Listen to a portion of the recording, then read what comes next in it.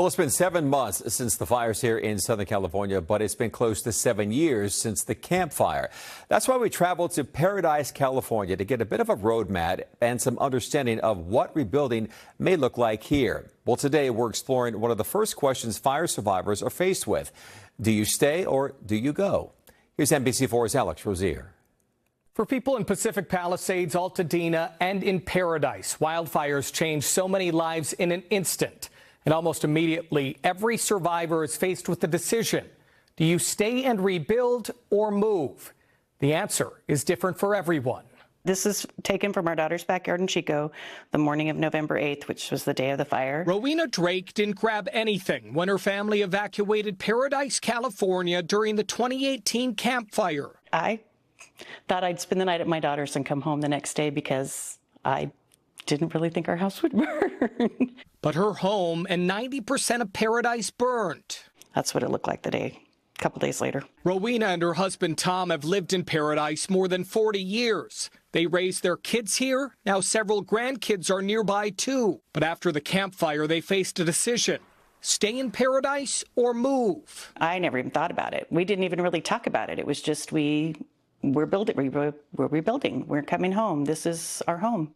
Everyone we spoke with loves Paradise for the peace and quiet, for all the beautiful trees, and that small town charm. But after the Camp Fire, some people made the difficult decision to leave.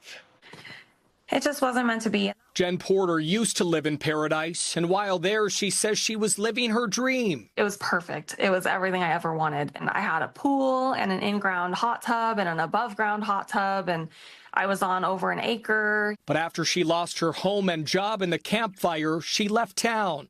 Ultimately, why did you decide to leave Paradise? I couldn't go back. I almost died. It's hard to even talk about today. The first 5 people that burned alive were in my rearview mirror. Just the memories and everything, I just was not able to go back there. And Jen is not alone. We even have somebody in Alaska, a couple folks in Hawaii. Ryan Gregory Miller is a lecturer at Cal Poly. He studied relocation after the Camp Fire. 40% of the people surveyed said they'd never move back to Paradise. For a lot of people, moving away is the right choice for them.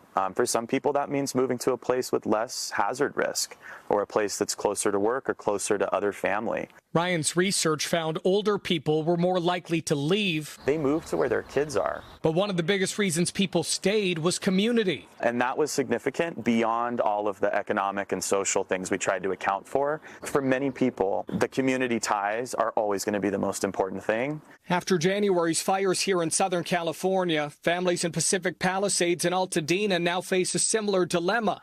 Do they stay or go? You know, go where your heart leads you. Don't be afraid to branch out and try something new. You know, maybe LA isn't your spot and you thought it was. I thought Paradise was my spot. Every person is different. How's the town doing? I think it's doing great. But now that Rowena's in her new home, she's happy her life continues in Paradise. I think it's beautiful here. Even after the fire, I could see beauty where people weren't seeing beauty. Good to be home. It's great to be home. I love it here. And there's no doubt these choices and conversations are most certainly happening right now in communities impacted by January's fires here in Southern California. These are really personal decisions, and it's up to the individual person or family how they choose to proceed. I'm Alex Rozier, NBC4 News.